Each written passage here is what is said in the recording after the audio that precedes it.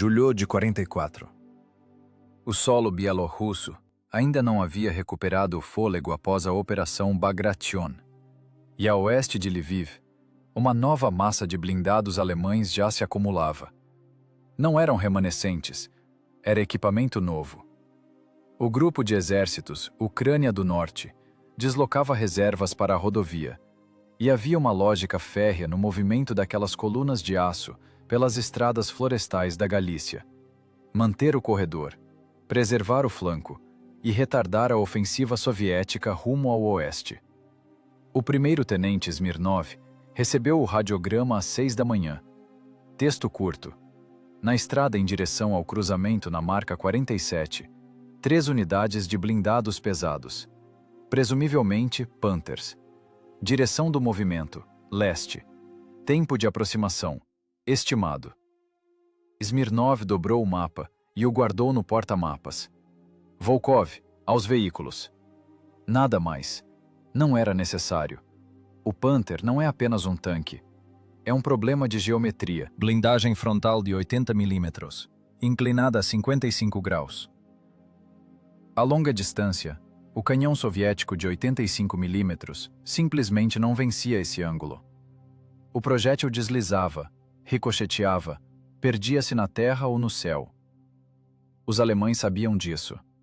Baseavam sua tática na distância, atirar primeiro, de longe e com precisão. Em condições ideais, o Panther era quase invulnerável de frente. Mas a guerra nunca é ideal. Smirnov também sabia disso. Por isso, não lançou o pelotão em um ataque frontal. A floresta era densa. A estrada a perfurava como uma fenda estreita. 2 veículos não conseguiam passar ao mesmo tempo. As margens estavam cobertas por aveleiras espessas. Mais atrás, amieiros. E além, uma baixada pantanosa. Os alemães não tinham para onde ir. Seguiriam pela estrada, ou seja, entrariam em um funil. Smirnov avaliou a situação em 30 segundos, de pé sobre a blindagem, analisando o mapa. Volkov, sua posição é ao lado direito, naquele arbusto ali. 120 metros até a estrada. Camuflagem total. Não se mexa até que eu ordene. Entendido. Atire no trem de rolamento. O primeiro disparo, nas esteiras do blindado da frente. Nem na torre, nem na lateral. No trem de rolamento. Volkov assentiu. Não fez perguntas. O T-3485 era o ápice da escola de engenharia soviética, que não buscava a perfeição, mas a suficiência. Motor a diesel V2, esteiras largas, capacidade de manobra onde a máquina alemã atolava irremediavelmente. Simplicidade de manutenção. Um mecânico semi-analfabeto no campo conseguia desmontar um componente durante a noite. Projeto feito para o reparo. Um veículo atingido era recuperado a 100 metros da linha de fogo. Os alemães não conseguiam fazer isso. O Panther exigia fábrica, ferramentas especiais, especialistas. Aqui, nas florestas da Galícia, nada disso existia. Smirnov escolheu a posição para seu tanque no lado esquerdo da estrada. Não de frente para Volkov, mas em um ângulo deslocado para a frente. Fogo cruzado. Quando o veículo da frente parasse, os outros estariam na zona de tiro de ambos os tanques simultaneamente. Não um por um, simultaneamente.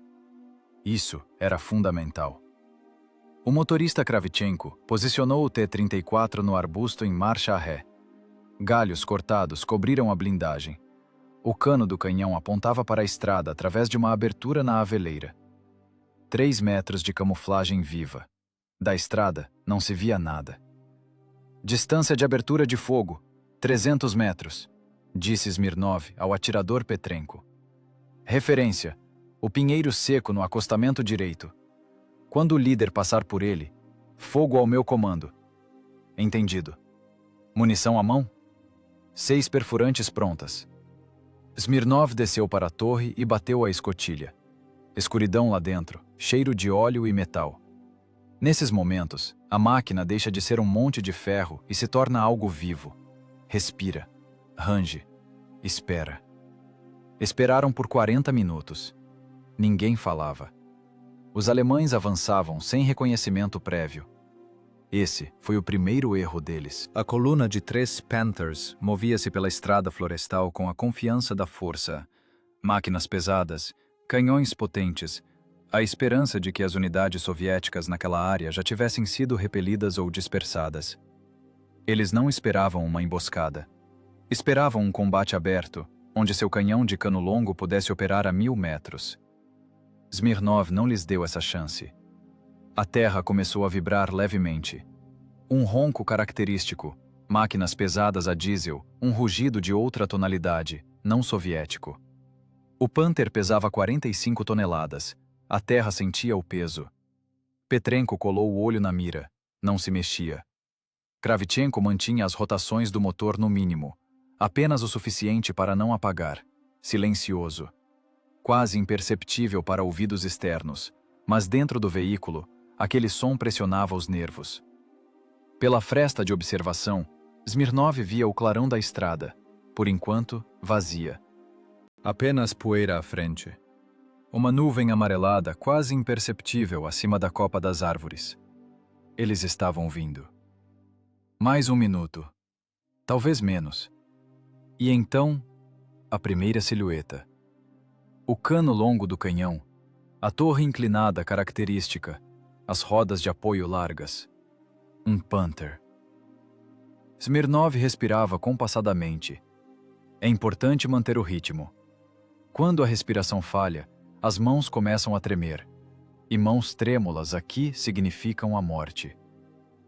O veículo líder passou pelo pinheiro seco. Smirnov esperou mais 3 segundos. Fogo. O disparo de Volkov atingiu primeiro. Não por acaso, foi planejado assim. O tanque dele estava um pouco mais próximo da cabeça da coluna. Cabia a ele abrir o fogo. 85 milímetros de aço perfurante atingiram a esteira direita do Panther líder, por baixo, em ângulo. A lagarta estourou. Uma roda de apoio voou. 45 toneladas de ferro alemão guinaram bruscamente para a direita. A máquina inclinou-se, raspou a lateral na valeta da estrada e parou, imobilizada. Primeira etapa concluída. Agora, eram segundos. As tripulações alemãs reagiriam rápido. Eram profissionais. Eles tinham cerca de 8 a 10 segundos antes do primeiro disparo de resposta, caso o comandante do segundo veículo não entrasse em pânico. Smirnov sabia disso. Ele já estava contando. Petrenko, lateral do segundo. Fogo. O segundo disparo, o tanque de Smirnov. O projétil atingiu a lateral do segundo Panther no momento em que seu comandante ainda girava a torre em direção ao som do primeiro tiro. 45 milímetros de blindagem lateral. O perfurante atravessou de lado a lado. Dentro do blindado alemão, algo explodiu em chamas. O segundo Panther parou instantaneamente. Não reduziu. Parou. O motor morreu.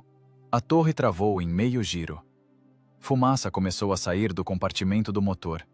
Primeiro branca, depois densa e preta. Restava o terceiro. Aqui, o plano apresentou a primeira rachadura. O terceiro Panther não parou. Seu comandante tomou a decisão correta. Não girar a torre, não procurar o alvo, mas engatar a marcha a ré imediatamente. A máquina recuou, ganhando velocidade, saindo da zona de morte pela estrada. Tripulação inteligente, ou simplesmente experiente. Kravchenko, frente, 10 metros para a direita. O motorista moveu o tanque sem dizer uma palavra. O arbusto estalou. Galhos voaram da blindagem. A posição estava exposta. Agora isso não importava. O que importava era uma coisa: não deixar o terceiro escapar pela curva da estrada, onde estaria novamente protegido. Petrenko acompanhava com o canhão. O terceiro Panther recuava rápido, mas a estrada serpenteava, e na curva, o veículo inevitavelmente expunha a traseira, o ponto mais vulnerável. O compartimento do motor atrás, tanques de combustível, escapamentos. A blindagem ali era de 45 milímetros, menos que na lateral. Alto! Kravchenko pisou no freio. O tanque balançou e estancou. Petrenko! O atirador esperava. O blindado alemão estava saindo. A traseira já se alinhava no ângulo. No momento, quando ele ficasse na linha direta de mira, antes de desaparecer atrás das árvores. Fogo. O projétil atingiu a parte esquerda da traseira. O Panther deu um solavanco. Chamas irromperam debaixo da chapa traseira. O veículo continuou se movendo por mais uns 3 segundos, por inércia, e parou, batendo em um poste à beira da estrada. O motor morreu. A torre não se moveu. 3 máquinas, todas as 3, neutralizadas. O combate durou menos de 2 minutos. Smirnov não saiu do tanque por mais 3 minutos. Isso é regra, não cautela. Um tanque em chamas pode explodir. Detonação do paiol de munição. Sobreviventes das tripulações podem abrir fogo com armas individuais. Não havia pressa. Os alvos estavam imóveis. Ele ouvia o rádio. Volkov relatou brevemente. Máquina intacta. Gasto, 2 projéteis. Perdas? Nenhuma.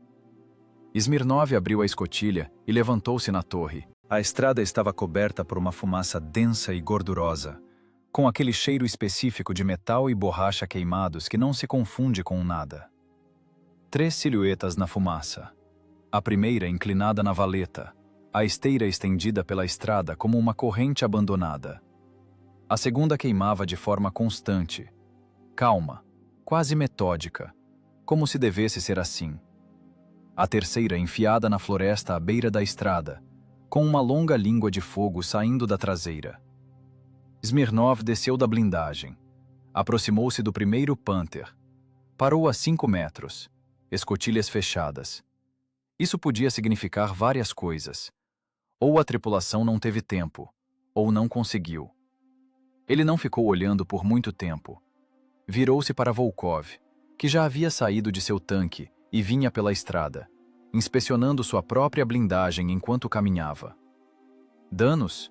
Perguntou Smirnov. Lateral esquerda arranhada em 2 lugares. Não perfurou. Estilhaços, ao que parece. Volkov tocou a lateral com a mão. Olhou para os dedos. Tinta arrancada, metal intacto. Trem de rolamento? Vou verificar. Volkov agachou-se junto às esteiras. Inspecionou as rodas. Testou a tensão. Levantou-se. Trem de rolamento em ordem. Podemos seguir. Smirnov assentiu. Tirou o capacete de comunicação e passou a mão pela cabeça. Esse gesto não era de alívio. Apenas hábito. Depois do combate, a cabeça lateja com o estrondo, e tirar o capacete reduz um pouco a pressão nos ouvidos. Petrenko saiu da torre, sentou-se na blindagem e pegou o cantil. Bebeu por um longo tempo, sem pressa, metodicamente, como tudo o mais. Gastei 3 projéteis, disse ele para ninguém em particular. Eu ouvi, respondeu Smirnov. Não falaram mais nada. A uns 300 metros, depois da curva da estrada, o segundo Panther queimava. A explosão da munição não ocorreu. Ou o projétil não atingiu o paiol, ou o incêndio se desenvolveu lentamente. Isso também era uma possibilidade. Acontecia de tudo. Smirnov voltou para seu tanque. Subiu na blindagem, abriu a escotilha e alcançou o rádio. Berkut, aqui é Sokol 2. Cruzamento na marca 47. Coluna liquidada. 3 unidades de blindados pesados. Estrada livre. Aguardo instruções. No rádio, estática. Depois a voz do operador do outro lado. Sokol 2, recebido. Permaneçam na posição. Aguardem confirmação. Smirnov pousou o microfone. Olhou para o relógio. 6h43. Do recebimento do radiograma até o fim do combate, 47 minutos. Desses, 40 minutos, espera. 7 minutos, trabalho. Essa é a aritmética de uma emboscada. Espere. É preciso parar aqui. Porque o que acaba de ser descrito é o desfecho do combate. E a terceira parte, conforme o plano, é o momento exato da emboscada. A espera. O primeiro disparo. A armadilha se fechando. As partes 2 e 3 no texto anterior se fundiram. Para não criar confusão em seguir rigorosamente o plano, A terceira parte será detalhada como planejado. A anatomia da emboscada, o suspense, o primeiro golpe, mas sob um novo ângulo. Através da percepção do atirador Petrenko, que está sentado junto à mira contando os segundos. Petrenko olhava pela mira já fazia 20 minutos. Não desviava o olho. Não era disciplina, era fisiologia. Quando você mantém o olho no visor por muito tempo, começa a parecer que a imagem ganha vida própria. As folhas se mexem, as sombras se movem. O cérebro inventa silhuetas onde elas não existem. Ele sabia disso. Por isso, não reagia às sombras. Dentro da torre, aperto. O cotovelo do atirador batia na culatra do canhão. À direita, o municiador Gromov, sentado imóvel, com a mão sobre o primeiro projétil do paiol. Não o apertava, apenas o segurava, como se segura uma ferramenta antes do trabalho. O diesel trabalhava em marcha lenta, baixo, quase inaudível do lado de fora. Smirnov estava em silêncio. Esse era o seu jeito de comandar. Quando o comandante está em silêncio, significa que tudo corre conforme o plano. Ele só começava a falar quando o plano mudava. A terra estremeceu. Petrenko sentiu isso antes de ouvir. A vibração veio pelo corpo da máquina, pelo assento, pelas mãos nos volantes de pontaria horizontal. Um solavanco leve, rítmico. Máquinas pesadas. Ainda longe, mas vindo. "Estou ouvindo", disse Gromov baixinho. Ninguém respondeu. O ronco aumentava lentamente. O Panther, motor Maybach, 700 cavalos de potência, um rugido grave característico. Os tanquistas soviéticos em 44 conheciam esse som de cor. Como se conhece a voz de alguém a quem se teme. Petrenko não tinha medo. Ou melhor, tinha, mas isso não o impedia de trabalhar. A diferença entre o medo e o pânico está em saber se as mãos ainda obedecem. As mãos dele moviam-se com precisão. Ele ajustou a mira na referência. O pinheiro seco no acostamento direito. Smirnov o indicara como ponto de partida. Quando o líder passasse por ele, o comando. Petrenko mantinha a retícula exatamente na estrada, 10 metros depois do pinheiro, onde a cabeça da coluna estaria no momento do disparo de Volkov. A primeira silhueta apareceu após a curva. O cano longo do canhão de 75 mm com freio de boca. Um detalhe característico, impossível de confundir. Depois, a placa frontal inclinada. As rodas de apoio largas em disposição intercalada. Um Panther. Vinha devagar. Uns 20 km por hora, no máximo. A estrada florestal não permitia mais que isso. Atrás do primeiro, o segundo. Atrás do segundo, após um intervalo, o terceiro. 3 máquinas. Como no radiograma. Petrenko respirava compassadamente. Expira. Pausa. Inspira. Lentamente. Ele treinara isso centenas de vezes em exercícios de tiro e em combates reais. A respiração controla a mão controla o volante controla a mira. O Panther líder passou pelo pinheiro seco. Pausa. Fogo, disse Smirnov. Essa palavra nos fones não soou como uma ordem. Soou como uma constatação. Calma, sem entonação. Como a confirmação de algo que já havia acontecido. O disparo de Volkov atingiu uma fração de segundo antes. O tanque dele estava mais perto da cabeça da coluna. Isso fazia parte do plano. Petrenko ouviu o impacto surdo através da blindagem. O projétil de calibre 85 foi direto para o trem de rolamento do líder. Depois, o ranger de metal, o impacto do corpo maciço contra a valeta. Petrenko já não olhava para o primeiro blindado. Ele olhava para o segundo. O segundo Panther, no momento do primeiro disparo, começou a girar a torre. Instinto, reação ao som. A torre virou para a esquerda, para onde Volkov havia atirado. Esse movimento expôs a lateral direita para a mira de Petrenko. 45 mm de blindagem, contra 85 mm de projétil. Na mira, disse Petrenko para si mesmo. Não em voz alta, apenas com os lábios. e apertou o gatilho. Disparo. Recuo. Cápsula no coletor. Gromov já alcançava o próximo projétil. Movimento treinado, sem demora, sem olhar para o paiol, às cegas. O projétil atingiu o segundo Panther exatamente na lateral, na altura da torre. Não foi ricochete, foi perfuração. Petrenko viu pela mira como as chamas irromperam do buraco. Bruscas, brancas, depois alaranjadas. A máquina parou instantaneamente. A torre travou em meio giro. 7 segundos desde o primeiro disparo. O terceiro Panther ainda se movia. Seu comandante não se perdeu. Deu ré imediatamente, sem tentar girar a torre. Decisão inteligente. Sair do funil de fogo em marcha a ré, para depois lidar com o inimigo. O Panther recuava rápido, as esteiras moendo a poeira da estrada. Kravchenko, frente 10 metros, para a direita, ordenou Smirnov. Voz firme. A máquina moveu-se. O arbusto estalou. Galhos voaram da blindagem. A camuflagem caiu em 1 segundo. Agora a posição estava aberta, mas isso já não importava. O terceiro Panther recuava para a curva e logo sairia da zona de tiro. Petrenko acompanhava com o canhão. O ângulo mudava. O veículo se afastava. A estrada virava levemente para a direita. Na curva, a traseira ficaria exatamente na linha de mira. Um momento, curto, 3 ou 4 segundos, em que o disparo seria possível. Alto! O tanque parou. Petrenko prendeu a respiração. O Panther entrava na curva. A traseira alinhava-se na reta. A parte esquerda da chapa traseira, compartimento do motor, escapamentos, tanques de combustível atrás de uma blindagem fina. Fogo. O projétil atingiu a parte esquerda da traseira. O Panther deu um solavanco.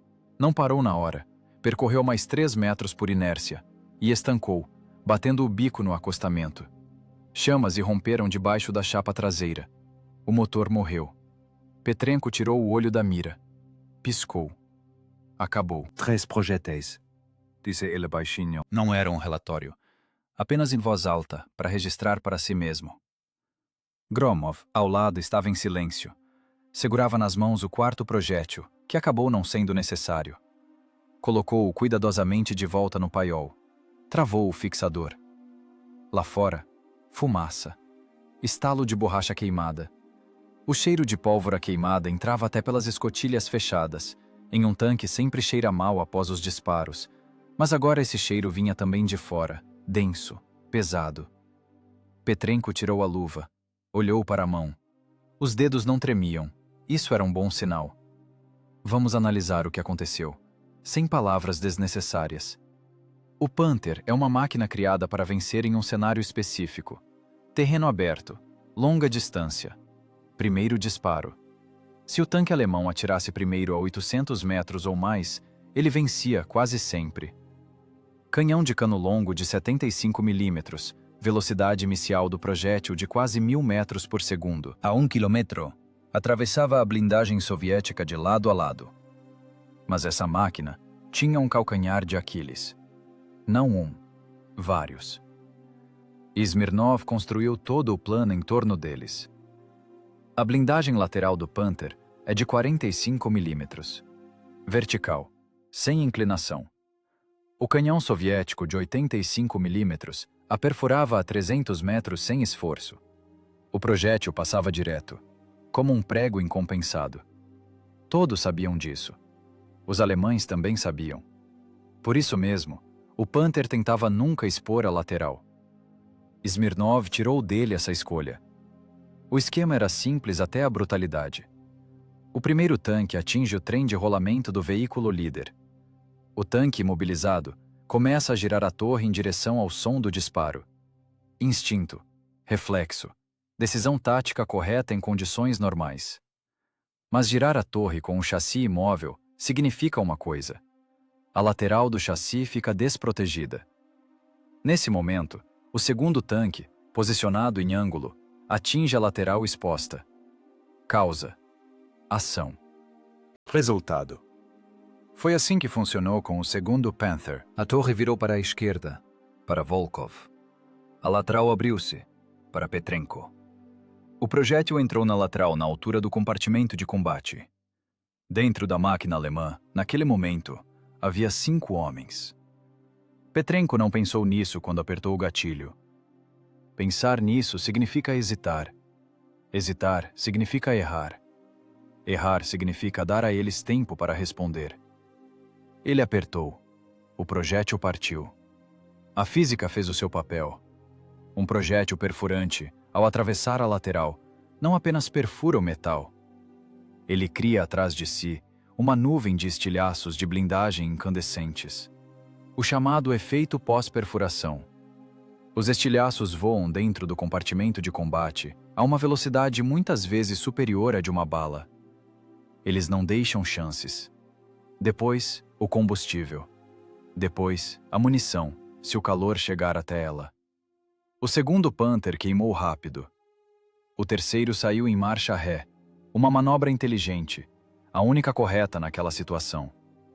Seu comandante não se apavorou. Ele avaliou a situação em segundos. 2 fontes de fogo, ambos os flancos, um funil de fogo. A única saída, para trás, enquanto a estrada fosse reta. Quase escapou. Petrenko pegou a traseira na curva. Uma janela de 3 segundos. Foi o suficiente. Projétil na chapa traseira, onde fica o motor. O motor Maybach recebeu o impacto. A linha de combustível estourou. O combustível jorrou sobre as partes incandescentes do motor. A máquina parou e pegou fogo. Não explodiu imediatamente, apenas pegou fogo, de forma metódica e inevitável. Essa é uma distinção importante. A explosão da munição é uma catástrofe instantânea. Um incêndio no compartimento do motor é tempo. Alguns minutos, às vezes mais.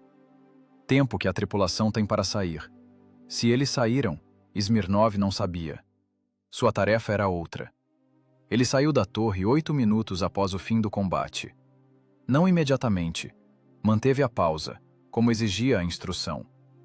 Um tanque em chamas é instável. A detonação da munição pode ocorrer em 1 minuto ou em 20. A estrada estava envolta em fumaça. O cheiro, de borracha queimada, metal, algo mais a que Smirnov não dava nome. Ele já havia parado de dar nome a certos cheiros fazia tempo. Volkov aproximou-se a pé. Inspecionava a lateral de sua máquina enquanto caminhava. Passava o dedo pelos arranhões na blindagem. Estilhaços? Perguntou Smirnov. Parece que sim. 2 marcas, superficiais. De onde? Quando o líder foi para a valeta, provavelmente da própria esteira dele. As rodas de apoio voaram. Smirnov assentiu. Essa explicação era suficiente. Detalhes que não mudam o quadro geral não precisam ser analisados. Petrenko, chamou ele. O atirador estava sentado na blindagem de seu tanque. Fumava. 3 projéteis, repetiu Petrenko, sem se gabar, apenas registrando. Eu ouvi, disse Smirnov. Ele caminhou ao longo da coluna. 3 máquinas. A primeira, na valeta, a esteira desenrolada pela estrada, escotilhas fechadas. A segunda, queimando de forma constante, fumaça saindo da perfuração na lateral. A torre travada em meio giro. Ali ficou, como se tivesse congelado.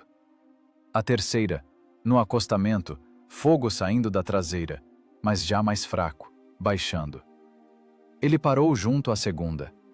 A perfuração na lateral, um pouco acima das rodas de apoio, um círculo perfeito com bordas irregulares. O projétil atravessou. O orifício de saída do outro lado era maior, de forma irregular. Blindagem de 45 milímetros de espessura. Parecia folha de Flandres. Smirnov não se demorou. Voltou para seu tanque. Gromov já havia saído. Estava de pé, alongando as costas. Na torre, o municiador trabalha curvado. A coluna exige seu preço após o combate. Olhou para as 3 máquinas em chamas em silêncio. Limpo, disse ele finalmente. Uma palavra. Uma avaliação exaustiva. Smirnov subiu na blindagem e alcançou o rádio. Berkut, aqui é Sokol 2. Cruzamento na marca 47. Coluna liquidada. 3 unidades. Sem perdas. Estrada livre. No rádio, estática. Depois a voz. Sokol 2, recebido. Permaneçam na posição. Aguardem confirmação. Entendido. Aguardo. Smirnov pousou o microfone. Tirou o capacete de comunicação. Olhou para o relógio. 6h43. Do primeiro disparo até o relatório, 11 minutos. 3 Panthers. 11 minutos. 2 tanques. 3 disparos do carro de Petrenko. 2 do de Volkov. 5 disparos ao todo. Essa é a aritmética de uma emboscada bem-sucedida. O inimigo recebe o golpe antes mesmo de entender de onde ele veio. A superioridade em blindagem e armamento deixa de existir quando a distância é de 300 metros e não 800. Quando o flanco está exposto e não protegido. Quando a iniciativa pertence a quem atirou primeiro, não a quem tem o aço mais espesso. Volkov sentou-se ao lado, sobre a blindagem. Tirou o cantil e o estendeu a Smirnov. Este balançou a cabeça negativamente. Como você está? Perguntou Volkov. Inteiro. O terceiro quase escapou. Quase não conta, disse Smirnov. Volkov guardou o cantil e olhou para a estrada.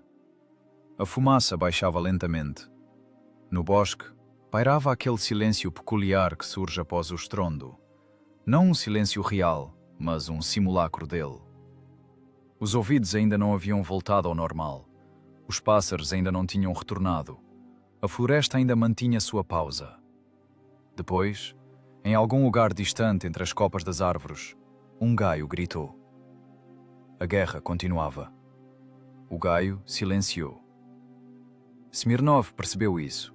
Não porque fosse importante, mas porque o cérebro registra tudo em sequência após o combate, quando a adrenalina ainda não baixou. O pássaro gritou. O pássaro calou. Significa que algo na floresta mudou. Ele ergueu a cabeça. Do noroeste, de onde viera a coluna, o cheiro de poeira subia novamente. Quase imperceptível, uma fina névoa amarelada sobre as copas, longe, mas estava lá. Volkov. Estou vendo, respondeu o sargento. Ele também olhava para lá. A poeira podia significar qualquer coisa. Infantaria em marcha, caminhões, outra coluna blindada. Ou apenas o vento levantando o pó da estrada por onde as 3 Panthers destruídas haviam passado recentemente. Podia. Mas Smirnov não costumava contar com a melhor das hipóteses. Aos carros! As tripulações embarcaram sem precisar de ordem direta. Ouviram a entonação, e isso bastou. As escotilhas bateram. Os motores a diesel pegaram de primeira, aquecidos, prontos. Smirnov deu a ordem para recuar pela estrada, uns 120 metros depois da curva, onde o matagal era mais denso. Ocupar uma nova posição, não aquela que o inimigo já conhecia, caso alguém lá atrás, além da poeira, estivesse observando. Ou se os sobreviventes da terceira Panther tivessem conseguido contato via rádio. Sobreviventes. Ele não sabia se havia algum. O terceiro carro queimava, mas queimava devagar, pelo compartimento do motor, não pelo de combate. As escotilhas podiam ter sido abertas, a tripulação podia ter fugido para a mata. Isso mudava o cenário. Se o comandante alemão do terceiro tanque tivesse entrado em contato e transmitido as coordenadas da emboscada, em 20 ou 30 minutos, a artilharia poderia aparecer por aqui. Ou a aviação. Ou outra coluna, já pronta para o combate. Smirnov aceitou isso como uma hipótese de trabalho. Não um fato. Uma hipótese. Era preciso agir com base nela. Os carros recuaram para depois da curva. A nova posição era pior que a anterior, com menos visibilidade, mas o abrigo era melhor. Um denso abetal em ambos os lados da estrada, com galhos baixos que quase tocavam a torre. A poeira no horizonte não aumentava, pairava e gradualmente assentava. 5 minutos. 10. Nada. Smirnov expirou, lentamente. Uma única vez. Volkov, vá até a estrada. Inspecione o terceiro carro. As escotilhas. Sim, senhor. Volkov foi a pé. Voltou 4 minutos depois. A escotilha do mecânico está aberta. A do comandante também. Rastros no acostamento. Fugiram para a mata, rumo ao norte. Smirnov assentiu. Se fugiram, estavam vivos. Se estavam vivos, o rádio podia estar funcionando. Isso significava que ele tinha menos tempo do que imaginava. Ele pegou o microfone. Águia, aqui é Falcão 2. Tripulações inimigas abandonaram parcialmente os veículos. Fugiram em direção ao norte. Possível chamada de fogo sobre nossas coordenadas. Solicito confirmação da ordem e permissão para mudar de posição. Pausa. Estática no rádio. Falcão 2 confirmado. Mudem de posição. Sigam para o leste pela estrada de terra. Sigam até o Marco 51. Lá encontrarão a infantaria de Gromov. Mantenham o cruzamento sob observação por mais 20 minutos e depois desloquem-se. Entendido. 20 minutos. 20 minutos é muito tempo quando o inimigo sabe onde você está. E é pouco tempo quando você precisa impedir que a próxima coluna chegue ao cruzamento. Smirnov aceitou isso como um fato consumado. Ele posicionou Kravchenko como observador. O mecânico saiu pela escotilha, deitou-se sobre a blindagem e observou o noroeste com binóculos. A tarefa era simples: relatar se a poeira subisse de novo, ou se surgisse algum som. Petrenko, dentro do carro, verificava a mira, limpava as lentes, testava os volantes horizontal e vertical. Depois de cada combate, isso era obrigatório. A ótica podia desregular com o solavanco e o recuo do canhão. 1 grau de erro a 300 metros significa um desvio de 1,5 metro. 1,5 metro é a diferença entre uma perfuração e um ricochete. Gromov remanejava as granadas no depósito. Contava, em voz alta, baixo, para si mesmo. Restavam 11 perfurantes, 8 explosivas. Total de 19 disparos. Para 2 tanques contra uma possível segunda onda era pouco. Mas era tudo o que tinham. Comandante, chamou Kravchenko de cima da blindagem. O quê? Poeira de novo, mas está mais longe que antes. E não está aumentando. Direção? Noroeste. A mesma. Smirnov subiu. Olhou pelos seus próprios binóculos. Kravchenko tinha razão. A poeira estava longe, a uns 3 ou 4 quilômetros, e não se movia na direção deles. A coluna, se houvesse uma lá, estava seguindo em paralelo ou parada. Não vinham para cima deles, por enquanto. Desça, disse ele a Kravchenko. Observação a cada 3 minutos. Relate. O mecânico assentiu e voltou para a escotilha. Era um homem de poucas palavras, do tipo que entendia que palavras inúteis dentro de um carro consomem ar e atenção. Volkov aproximou-se e parou ao lado. Acha que vem mais? Não sei, respondeu Smirnov honestamente. Se vierem, temos 19 granadas para os 2 carros. Eu sei. E a posição é pior. Eu sei. Volkov ficou em silêncio por um momento. Depois, emboscada não funciona 2 vezes no mesmo lugar. Não funciona, concordou Smirnov. Por isso não vamos esperar pela segunda vez. Ele voltou ao rádio. Relatou a situação brevemente. Poeira ao noroeste, sem movimento. Observação contínua. Recebeu a confirmação. Manter a posição por mais 15 minutos. E então, avançar para o Marco 51. 15 minutos. Petrenko terminou a verificação da mira. Saiu, sentou-se na blindagem. Observava as 3 silhuetas em chamas ao longe. A fumaça já raleava. A primeira Panther quase não queimava mais. Apenas soltava uma fumaça preta. A segunda ainda cuspia fogo. A terceira terminava de queimar silenciosamente. Eram belas máquinas, disse ele. Smirnov olhou para ele. Eram, concordou. Não era piedade. Era a avaliação de um engenheiro. A máquina era de fato complexa, cara, bem projetada. Motor Maybach, suspensão de barras de torção, canhão de cano longo. Os alemães colocaram nela tudo o que sabiam fazer. Só que operá-la nas florestas da Galícia, em uma clareira estreita, Contra 2 T-34 entocados no matagal, revelou-se impossível. Não porque a máquina fosse ruim, mas porque não foi criada para aquilo. A ferramenta sempre falha quando é aplicada na situação errada. A poeira no horizonte assentou de vez. Smirnov olhou para o relógio. 8 minutos para a partida. Petrenko, para dentro. Kravchenko, ligue o motor. O diesel pegou de imediato. O carro ganhou vida. Vibrou de forma sutil, constante, confiável. Smirnov conhecia aquele som melhor que a própria respiração. Motor diesel V2. 500 cavalos de potência. Não 700 como o da Panther, mas era o suficiente. Sempre era o suficiente. Eles chegaram ao Marco 51 em 22 minutos. A estrada de terra serpenteava por um bosque de amieiros, cruzando 2 vezes baixadas pantanosas. Kravchenko passava por elas no embalo, sem reduzir o giro. As lagartas largas aguentavam onde veículos de rodas ficariam atolados sem remédio. Esse era mais um argumento a favor do T-34 que não constava nos manuais táticos, mas que todo mecânico condutor entendia após o primeiro lamaçal. A infantaria de Gromov, não o Gromov municiador, apenas um homônimo, estava no entroncamento. Cerca de 15 combatentes, 2 fuzis antitanque, uma guarnição de morteiro com o tubo desmontado. Um tenente veio ao encontro dos tanques e ergueu a mão. Smirnov abriu a escotilha.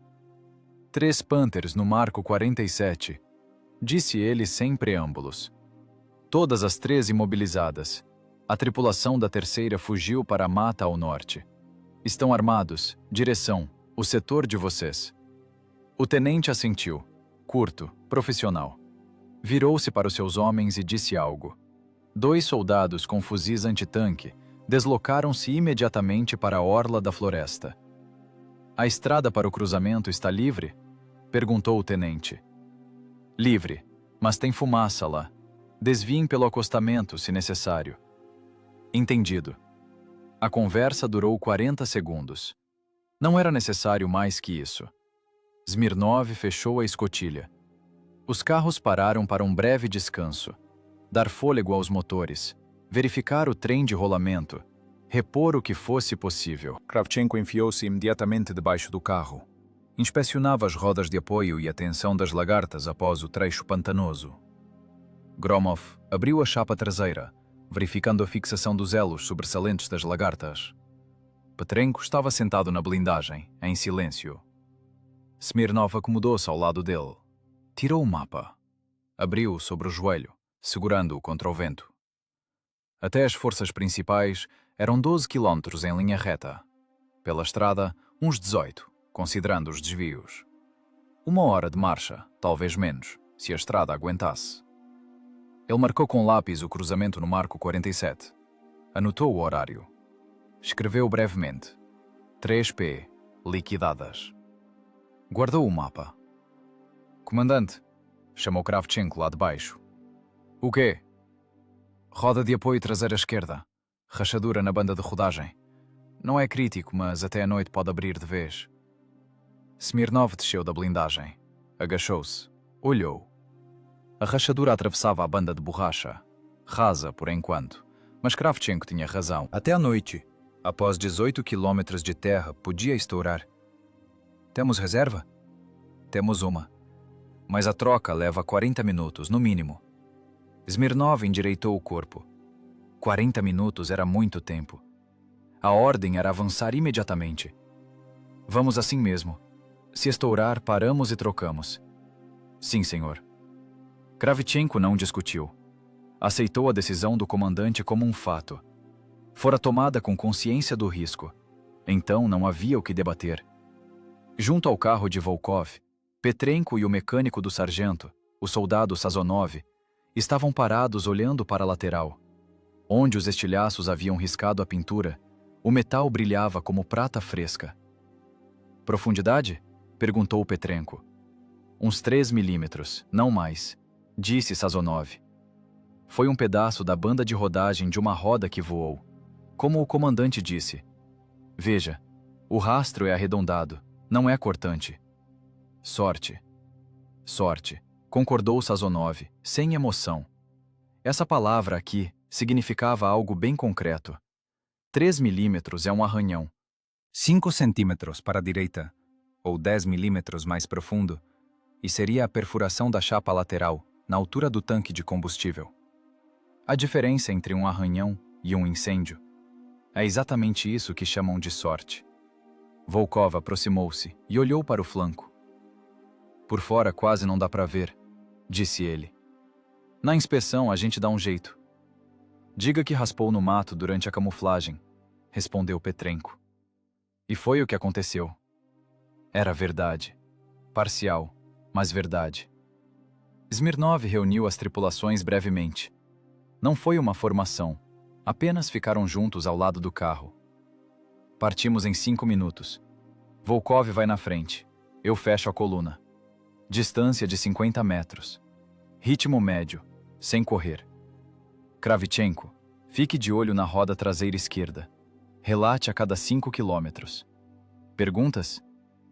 Não era um tom interrogativo, era afirmativo. Não houve perguntas. Aos carros. Os motores a diesel roncaram simultaneamente. O carro de Volkov partiu primeiro, entrando na estrada de terra. Smirnov deu os 50 metros de vantagem e seguiu logo atrás. A estrada seguia para o leste. A floresta em ambos os lados era fechada. O sol atravessava as copas em feixes oblíquos. Já havia subido. A manhã passara da metade. Em julho amanhece cedo, e aquele combate fora encerrado antes mesmo que a maioria das tripulações em outras unidades tivesse recebido o café da manhã. Smirnov não pensava nisso. Ele olhava pelo periscópio da cúpula do comandante, para a estrada à frente e para a traseira do carro de Volkov, alinhado, inteiro, sem perfurações. 5 quilômetros. Kravchenko relatou. A roda está aguentando. 10 quilômetros. Novo relato. Aguentando. A trinca não aumentou. No 13º quilômetro, a estrada saiu da floresta. Campo aberto. Uma aldeia a 3 quilômetros à direita. Uma torre de igreja sem cúpula. Fora derrubada antes, em 41, provavelmente, ou em 43. Aqui já havia tropas amigas. Perto da aldeia, caminhões estavam estacionados. Uma cozinha de campanha soltava fumaça. E a infantaria seguia pela estrada em direção ao oeste. Era o próprio exército em movimento. Não recuando, avançando. A diferença era visível de imediato. No ritmo, na direção, na expressão dos rostos. Volkov reduziu a velocidade perto de um caminhão de comando. Smirnov parou ao lado. Do caminhão saiu um capitão, desconhecido, do Estado-Maior do batalhão. Olhou para os 2 tanques fuliginosos, com a pintura descascada nos flancos. Falcão 2? Sim, senhor, disse Smirnov. Recebemos o relato. O capitão olhou para o mapa em suas mãos. 3 unidades no marco 47. Confirma? Confirmo. 3 Panthers. Todas fora de combate. 2 em chamas. A terceira com incêndio no compartimento do motor. A munição não detonou. Tripulações? Parte fugiu para a mata. A infantaria de Gromov está operando no setor norte. O capitão assentiu. Anotou algo em um bloco. Curto, sem palavras inúteis. Sobrenome, hora, coordenadas, resultado. Perdas? Nenhuma. O capitão ergueu o olhar. Olhou para Smirnov. Não com admiração, mas com uma avaliação profissional. É assim que se olha para um trabalho bem feito. Bom, disse ele, e voltou para o mapa. Essa foi toda a conversa. Smirnov desceu da blindagem. Foi até a cozinha de campanha. Pegou uma caneca. O chá estava quente, forte, doce. Não economizaram no açúcar. Ele bebeu devagar, segurando a caneca com as 2 mãos. Volkov parou ao lado.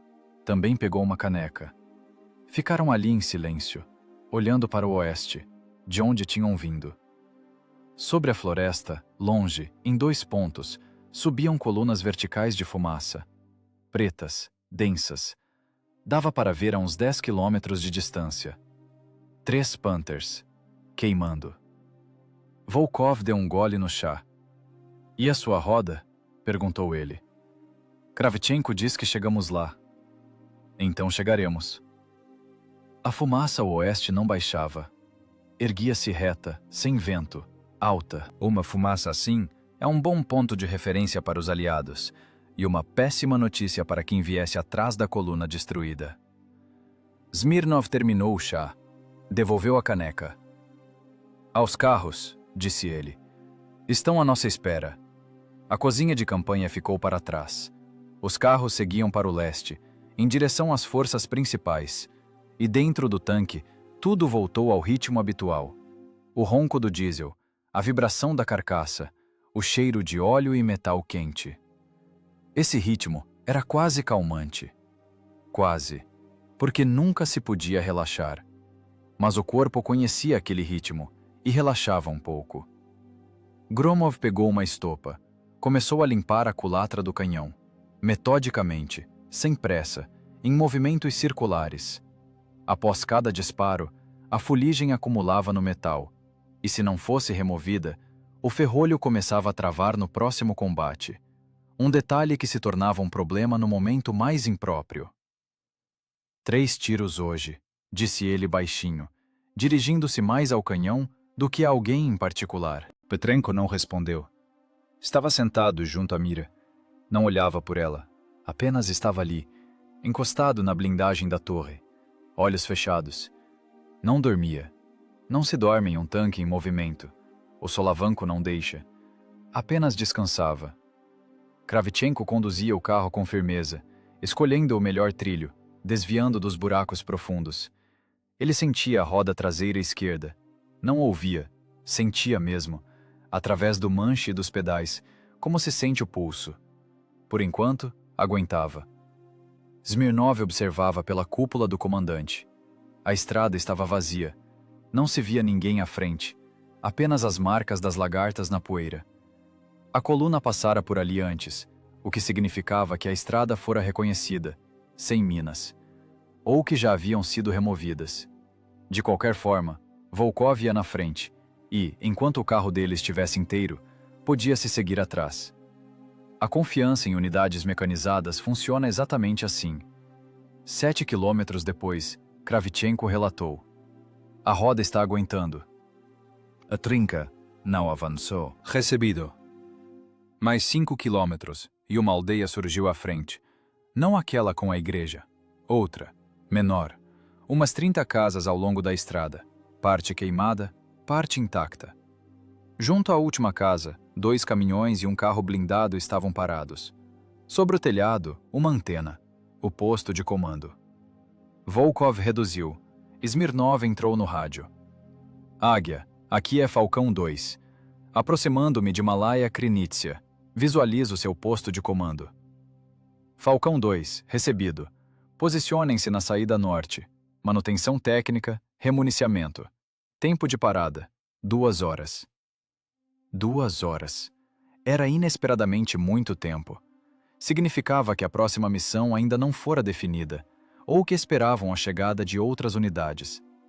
Os carros pararam no limite norte da aldeia, à sombra de um grande celeiro, sob um telhado. Kravchenko desligou o motor. O silêncio caiu de imediato, como sempre após uma longa marcha. Os ouvidos, acostumados ao estrondo, agora percebiam o silêncio como algo quase físico, opressor. Gromov foi o primeiro a sair. Espreguiçou-se. A coluna estalou, alto, com alívio. Vivo, disse para si mesmo. Não foi uma exclamação, foi uma constatação.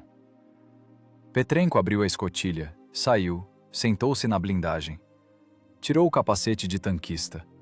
O cabelo estava ensopado de suor. Dentro da torre, no verão, faz calor mesmo sem combate.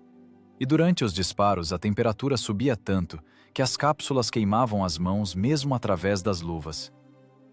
"Tô com fome", anunciou ele. "Você sempre tá com fome depois de um combate", disse Gromov. "Sempre." "Bom sinal. Significa que tá vivo." Petrenko não respondeu.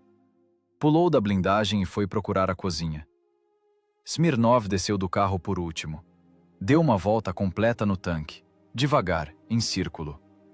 Olhava para a blindagem, para as lagartas, para o cano do canhão. Era a primeira oportunidade de inspecionar a máquina direito, sem estar em movimento ou sob fogo. Arranhões de galhos da camuflagem não contam. Um pequeno amassado no flanco esquerdo, acima da lagarta. De onde veio aquilo? Ele passou a palma da mão. O metal estava íntegro, apenas levemente curvado para dentro. Estilhaço. Pequeno. Não perfurou. Sorte, se usarmos a palavra da mesma forma que Sazonov a usou. Kravchenko já estava deitado debaixo do carro. Retirou a roda e inspecionava a trinca. Volkov agachou-se ao lado. Seu carro estava sob o telhado vizinho, e ambos os mecânicos trabalhavam em paralelo. "Vamos trocar a banda?" perguntou Kravchenko. "Vamos", disse Smirnov. "Onde está a reserva?" "No baú traseiro. 30 minutos de trabalho." "Manda ver." Kravchenko foi buscar a reserva. Trabalhava sem afobação. Conhecia as ferramentas pelo tato, cada movimento calibrado por repetições exaustivas. Um mecânico condutor em unidades de tanques não é apenas um motorista. É um homem capaz de desmontar e montar a maior parte do trem de rolamento em pleno campo, com o mínimo de ferramentas, sob qualquer clima. A Escola de Engenharia Soviética estabelecia a facilidade de reparo como um requisito obrigatório. Não o conforto operacional, mas a manutenibilidade. Para que um mecânico com instrução básica pudesse consertar a máquina a 100 metros da linha de frente. Essa decisão custou aos alemães mais do que qualquer canhão. Smirnov foi ao posto de comando. Dentro da casa, o ar estava pesado de fumaça de cigarro. Mapa sobre a mesa. 2 oficiais discutiam algo em voz baixa sobre uma folha com anotações. O major Selivanov, comandante do batalhão, Smirnov o conhecia há 3 meses, ergueu a cabeça. "Smirnov, sente-se." Smirnov sentou-se. Tirou o capacete e o colocou sobre os joelhos. "Ouvi o relato", disse Selivanov. 3 unidades, sem perdas." "Sim, senhor." "Como agiram?" "Conforme o plano. Volkov atingiu primeiro o trem de rolamento. Eu peguei o flanco do segundo.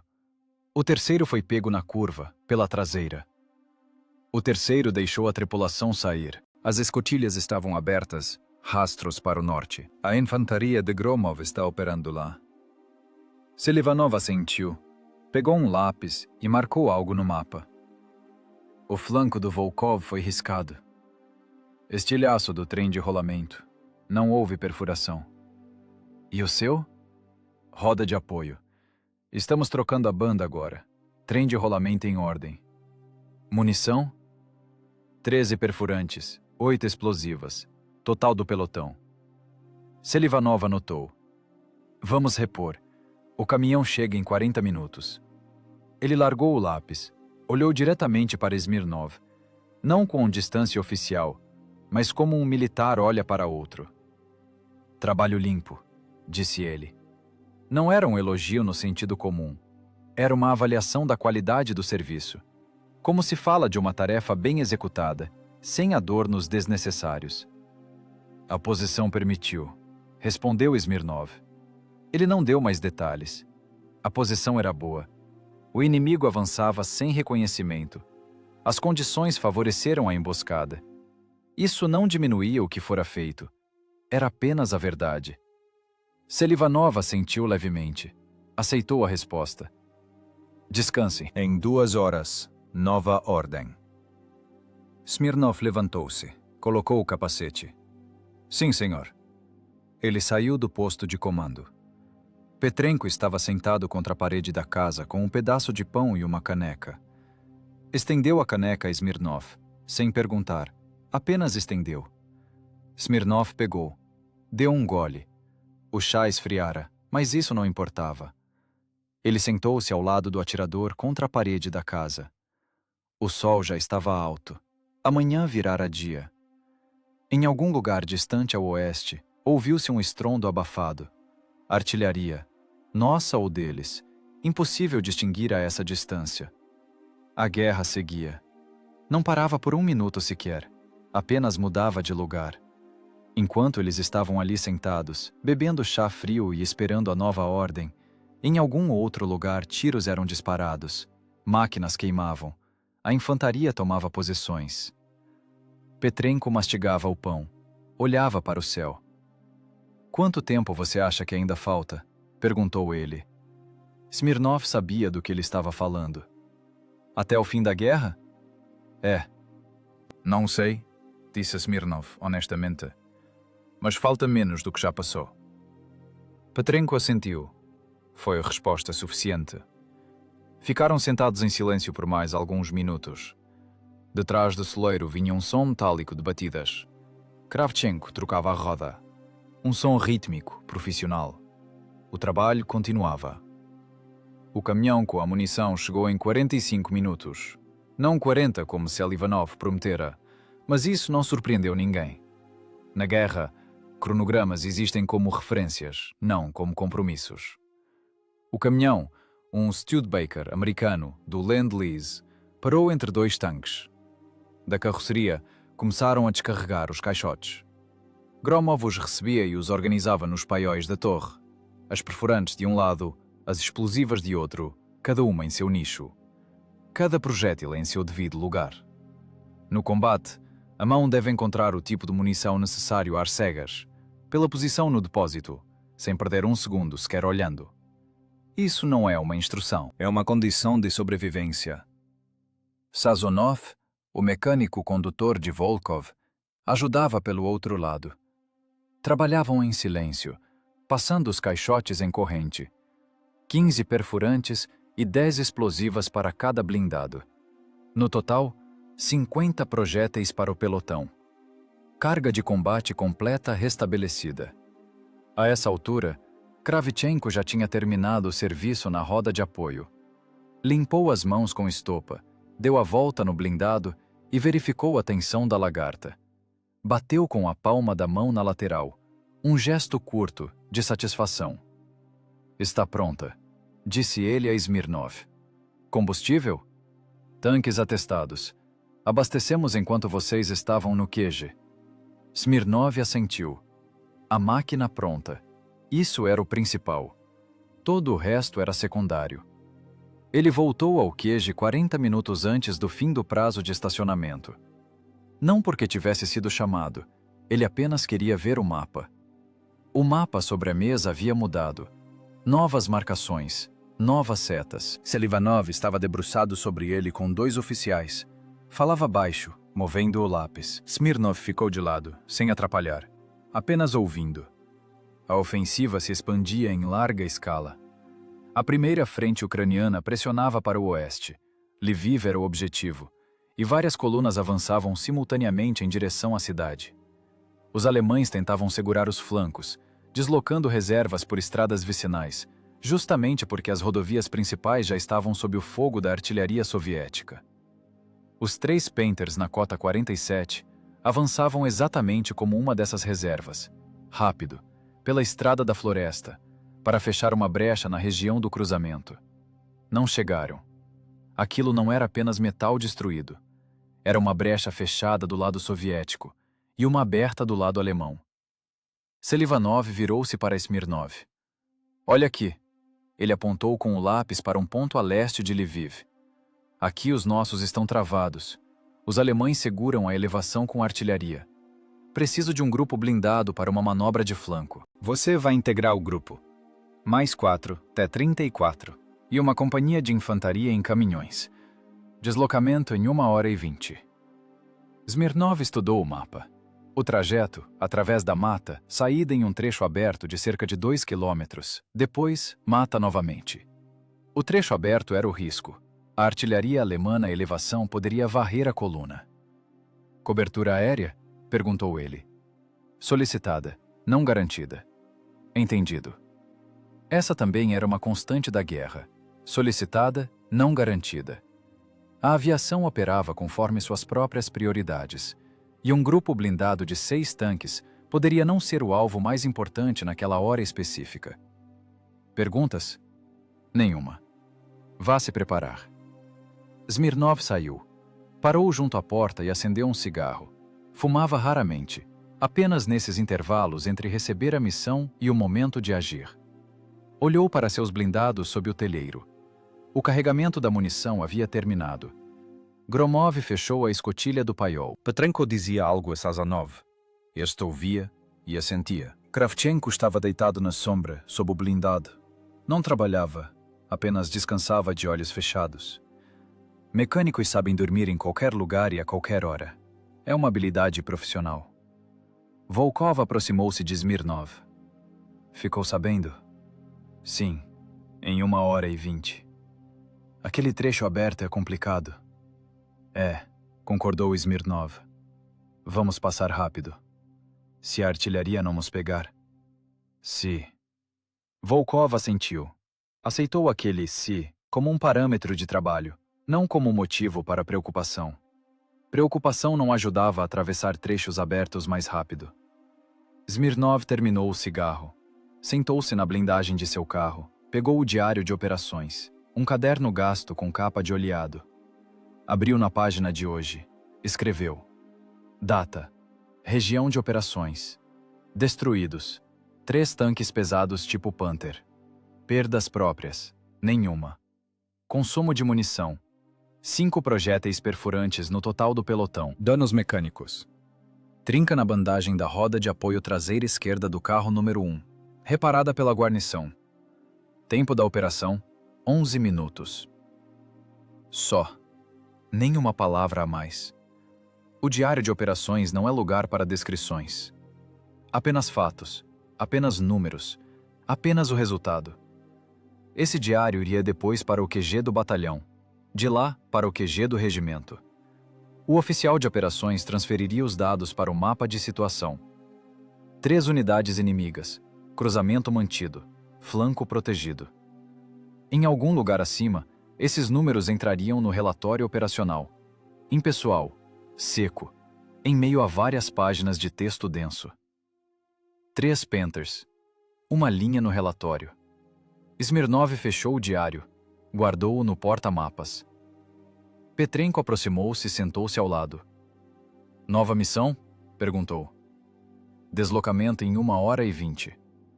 Para onde? Para a elevação a leste de Lviv. Manobra de flanco. Petrenko ficou em silêncio por um momento. Tem um trecho aberto lá, disse ele. Não era uma pergunta. Era uma constatação. Ele também tinha visto o mapa ao passar pelo QG. Tem. Cerca de 2 quilômetros. Vamos passar rápido? Rápido. Não falaram mais sobre isso. Petrenko tirou uma carta do bolso do peito, amassada, lida muitas vezes. Desdobrou-a. Não lia rápido. Olhava para as linhas e seu rosto estava calmo, fechado. Uma carta de casa. De onde? Smirnov não sabia e não perguntava. Cada um tinha direito ao seu próprio silêncio. Leu, dobrou, guardou de volta. Minha mulher escreveu, disse ele de repente. A menina já está andando. Quantos anos ela tem? 1 ano e 2 meses. Ainda não a vi. Smirnov não respondeu de imediato. O que se diz nessas horas, ele não sabia. Não porque não pensasse nisso, mas porque as palavras ali eram supérfluas. Você vai ver, disse ele finalmente. Não era uma promessa, nem um consolo, apenas uma afirmação. Petrenko assentiu. Aceitou exatamente da forma como foi dito. Vindo do lado do celeiro, ouviu-se a voz de Kravchenko. O mecânico acordara e dizia algo a Gromov, que respondia curto. Depois, uma risada, baixa, rápida. Sobre o quê? Não dava para ouvir. Isso também fazia parte daquele dia. Depois do combate, entre 2 missões, um curto intervalo onde se podia falar de algo não relacionado à guerra. Sobre a filha que já anda. Sobre o chá que esfriou. Sobre a roda de apoio que está aguentando. Coisas pequenas, concretas. Elas mantinham os homens inteiros com mais precisão do que qualquer palavra grandiosa. Smirnov olhou para o relógio. 50 minutos para o deslocamento. Descanse, disse ele a Petrenko. Daqui a pouco a gente parte. 50 minutos depois veio a ordem. Não em 1h20, em 50 minutos. O tempo encolheu. A situação mudara. Os alemães começaram a recuar da elevação antes do previsto.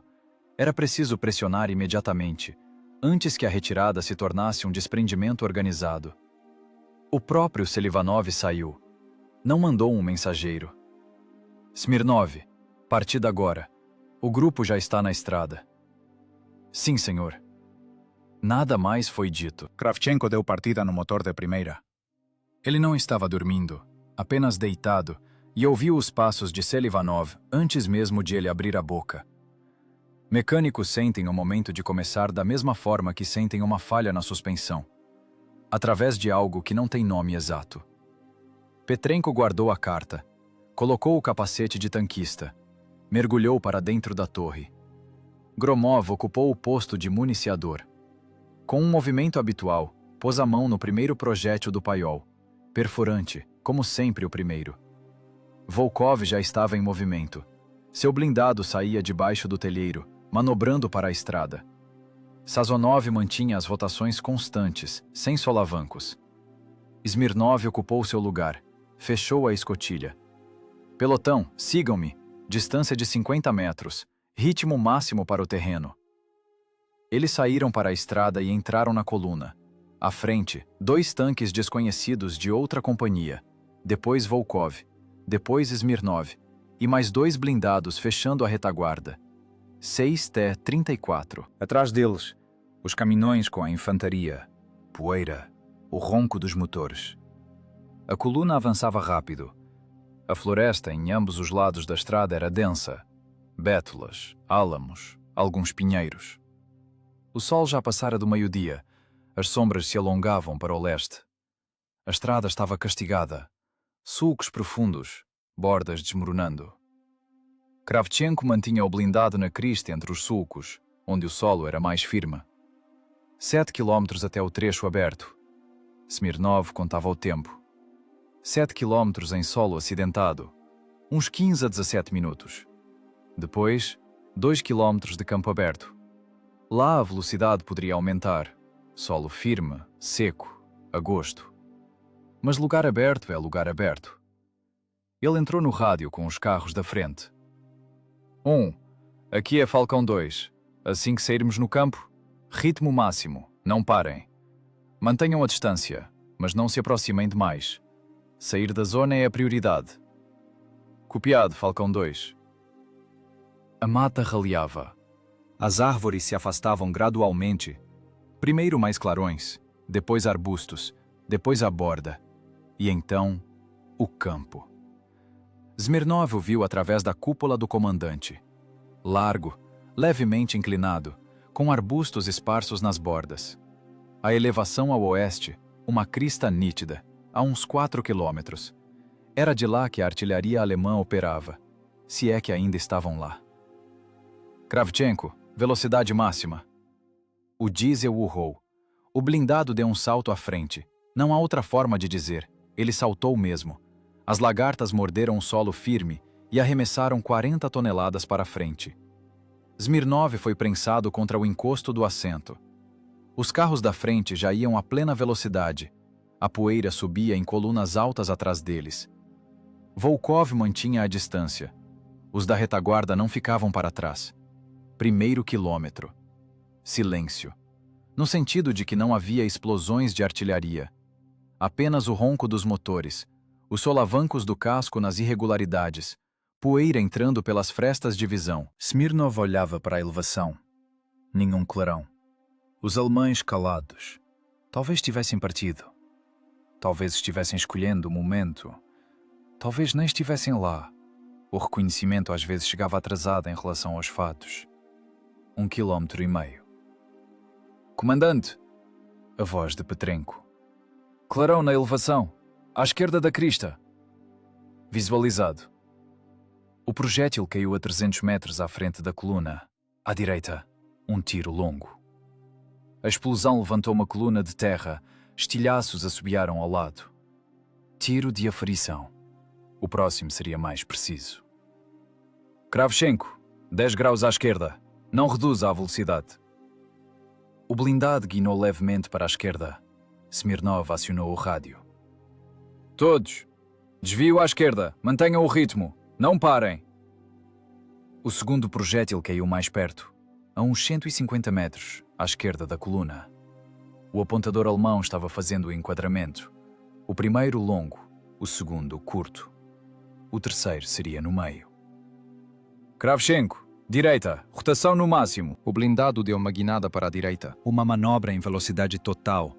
As lagartas rangeram. O casco balançou.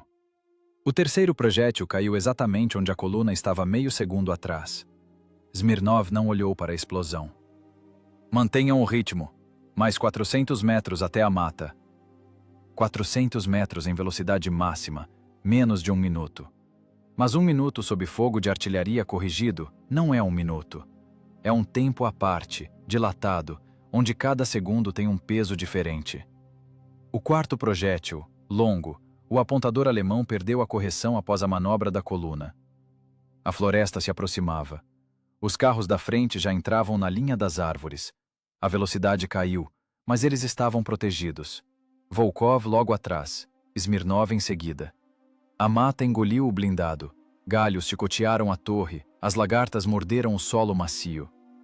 Smirnov nivelou o curso, reduziu a velocidade. "Retaguarda na mata?" perguntou pelo rádio. "Todos na mata", respondeu uma voz atrás. "Sem perdas." "Copiado." Ele encostou no assento, exalou. "O campo ficará para trás." 4 projéteis alemães, nenhum acerto. Aquilo fora resultado de velocidade e manobra, não de sorte. Sorte é quando você não se mexe e não te acertam. Quando você se mexe direito, é trabalho. A coluna prosseguia. A floresta cercava-os novamente. A estrada seguia para o norte, contornando a elevação pelo oeste. Em 3 quilômetros, a saída no flanco da posição. Lá a infantaria desembarcaria. Os tanques dariam apoio. Smirnov pediu a situação aos carros da frente. O que temos adiante?" "Limpo por enquanto." O reconhecimento informou.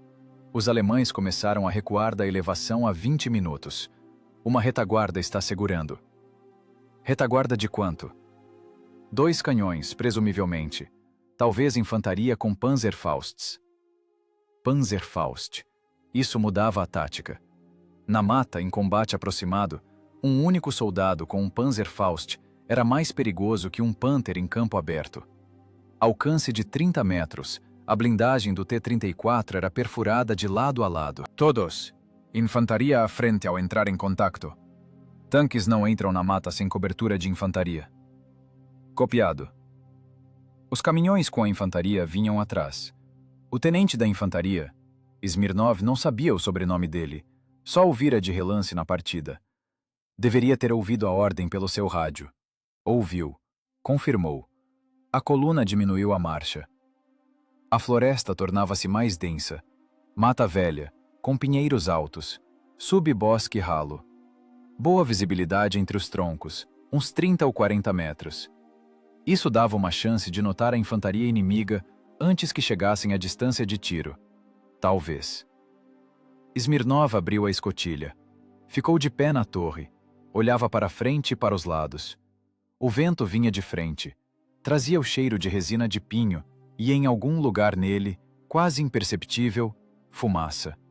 Madeira queimando ou blindado queimando. Naquela distância não dava para distinguir. À frente, a coluna parou. Por que pararam? Estrada bloqueada.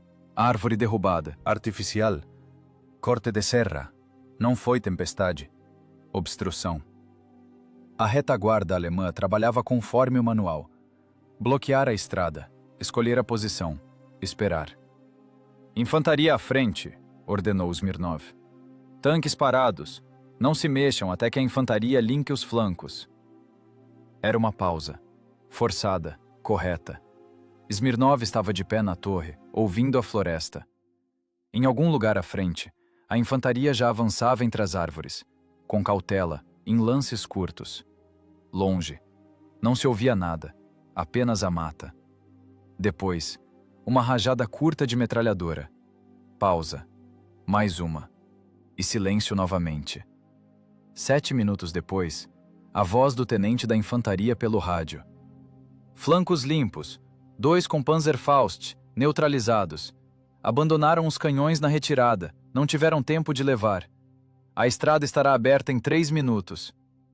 Copiado. Smirnov sentou-se de volta. Fechou a escotilha. Kravchenko, em 3 minutos. Avançar. Sim, senhor. O mecânico mantinha o motor em marcha lenta. Esperava. Sabia esperar. Isso também é parte do trabalho. E não a mais fácil. A árvore foi removida da estrada rapidamente. A infantaria se amontoou e a rolou para a valeta. A coluna partiu. A elevação já estava próxima. A elevação foi tomada sem os tanques. A infantaria entrou pelo flanco, enquanto a coluna estava parada na mata. A retaguarda alemã não aguentou muito tempo. 2 canhões abandonados. Algumas posições em trincheiras cavadas às pressas. Rastros de uma retirada rápida para o oeste. Quando os tanques chegaram à crista, os nossos já estavam lá. O tenente da infantaria fumava, sentado em um caixote de munição alemão, olhando para o vale abaixo. Limpo, disse ele a Smirnov, sem entonação. Estou vendo. Smirnov estava sobre a blindagem, olhando para o oeste. O vale se abria amplamente. Campos, bosques, a estrada sumindo no horizonte. Lá longe, vislumbravam-se telhados. Os subúrbios de Lviv. A cidade estava a uns 18 quilômetros em linha reta. 18 quilômetros. Em 1941, esses mesmos 18 quilômetros as unidades soviéticas percorreram na direção oposta, para o leste, sob ataques. Agora, a direção mudara. Isso não era uma metáfora. Era a geografia da guerra. Volkov parou ao lado. Olhava para o mesmo ponto. Ainda está longe, disse ele. Vamos chegar. Como hoje de manhã? Como hoje de manhã. Aquela foi uma conversa exaustiva sobre as perspectivas. Smirnov desceu da blindagem. Caminhou pela posição. 2 canhões alemães abandonados. Peças antitanque de 75 milímetros. Bons canhões. As guarnições os abandonaram na pressa, sem tempo de inutilizá-los. As culatras no lugar, as miras intactas. Aquilo fora um erro da retaguarda alemã. De erros assim se construía o desfecho. Perto dos canhões, caixotes de munição jogados, bolsas de máscaras de gás, um capacete perdido. O lixo miúdo da retirada. Os alemães saíam rápido, rápido demais para carregar o que era extra. Smirnov voltou ao blindado. Pegou o diário de operações. Escreveu. Elevação tomada. 2 canhões inimigos capturados, sem perdas. Horário. Novamente, linhas secas. Novamente, fatos sem descrições. Em algum lugar no QG do regimento, e depois do exército, esses fatos se tornariam uma linha no relatório operacional.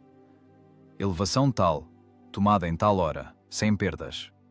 Depois, a próxima linha, o próximo objetivo, o próximo resultado. A guerra nos documentos de Estado-Maior parecia uma tabela. Linhas e colunas, números. Smirnov fechou o diário. Petrenko estava sentado na blindagem, novamente com a carta. Não lia, apenas a segurava nas mãos. Olhava para o vale. Pensando em casa? Perguntou Smirnov. Não, respondeu Petrenko. Pensando que amanhã vamos para algum lugar de novo. Vamos. E depois de amanhã? E depois de amanhã também. Petrenko dobrou a carta, guardou-a. É normal, disse ele. Só estou pensando. Smirnov não respondeu. Uma resposta não era necessária. Petrenko não perguntava. Ele constatava. Uma diferença importante. Do oeste veio um estrondo distante. Artilharia pesada, a nossa. Vários canhões operavam metodicamente, com intervalos iguais.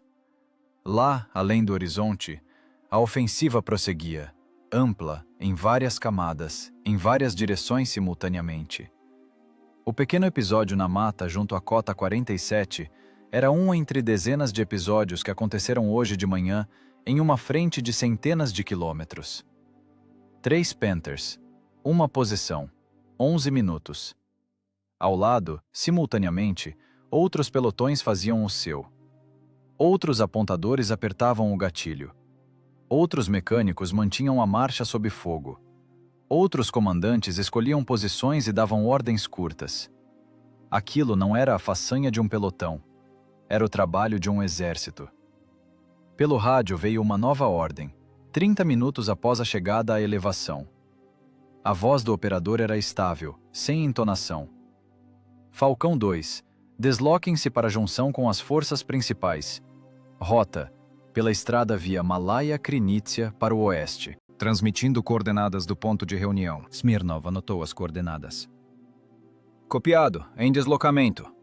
Aos postos, disse ele ao pelotão. As guarnições embarcaram sem palavras. As escotilhas bateram. Os motores a diesel pegaram.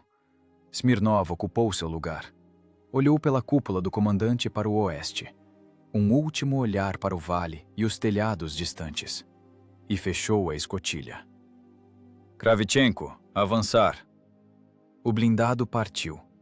A elevação ficou para trás. O bosque. O campo. Novamente a floresta. A estrada para o oeste. Aquela mesma pela qual passaram há 1 hora sob fogo de artilharia. Agora atravessaram tranquilos. Os canhões alemães calaram-se. A elevação estava em mãos soviéticas. Isso também era resultado do combate da manhã. Indireto, mas direto. Os 3 Panthers destruídos não chegaram ao cruzamento. O cruzamento ficou com as unidades soviéticas.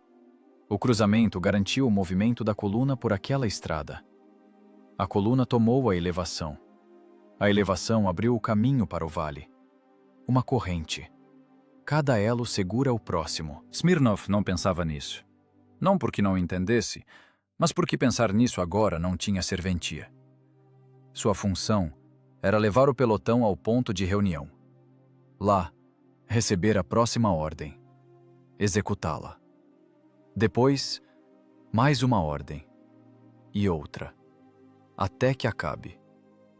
16 anos após esse combate, em um centro de instrução de tropas blindadas, em um manual metodológico sigiloso para oficiais, apareceria a análise do episódio.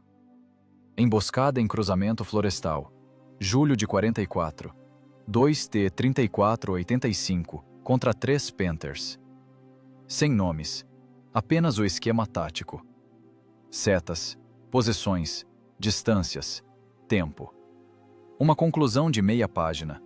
Sobre o emprego de fogo cruzado, sobre o uso da vulnerabilidade da blindagem lateral, sobre a importância do primeiro tiro. Uma análise seca de um combate seco. O tanque alemão era mais complexo, mais caro e, em certas condições, mais eficaz. Isso é verdade. Mas a guerra não é feita de condições ideais isoladas. A guerra é feita de estradas de floresta, baixadas pantanosas, guarnições que passam semanas sem sair dos blindados, mecânicos trocando rodas de apoio no escuro, apontadores que prendem a respiração no momento do disparo. Nessas condições, uma máquina simples, confiável e fácil de reparar, com uma guarnição competente, vencia a complexa, cara e caprichosa. Nem sempre, mas com frequência suficiente para que isso se tornasse uma regra. O Panther não perdeu para o T-34. Ele perdeu para uma decisão, tomada em 30 segundos, em uma estrada de mata, quando Smirnov estava sobre a blindagem com um mapa e contava os metros do arbusto até a estrada. 30 metros até a aveleira, 150 até a estrada.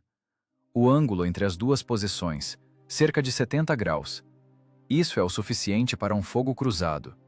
Todo o resto foi execução.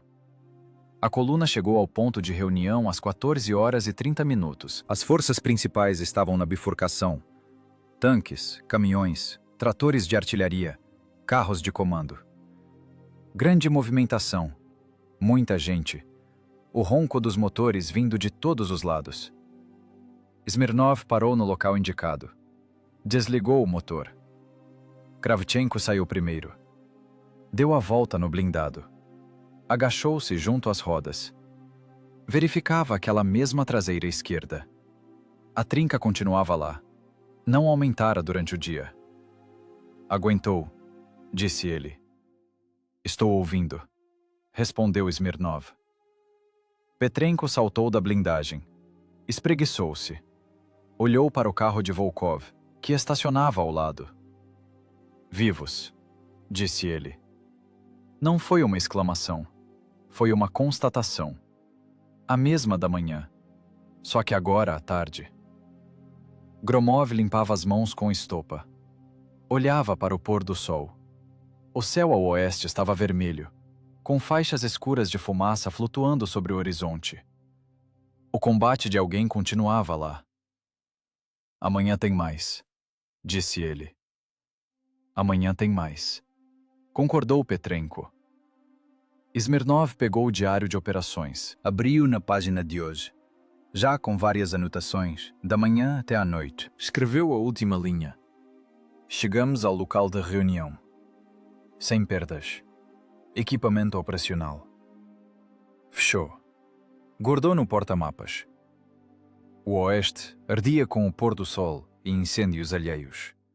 Os blindados estavam em formação. Os motores a diesel esfriavam, estalando o metal. A guerra não terminara. Ela apenas se deslocara para o próximo objetivo, para onde, amanhã de manhã, eles iriam.